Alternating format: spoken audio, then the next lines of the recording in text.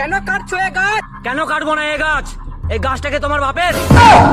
হ্যাঁ, আমার বাপের। তোমার বাবার কি কোথাও নাম লেখা আছে? উপর দিকে দেখো। তোমার বাপের তো কি হয়েছে, তবু আমি এই গাছটা কাটবো? দাঁড়া, তুই মনে হচ্ছে ভাবে মানবি নাই।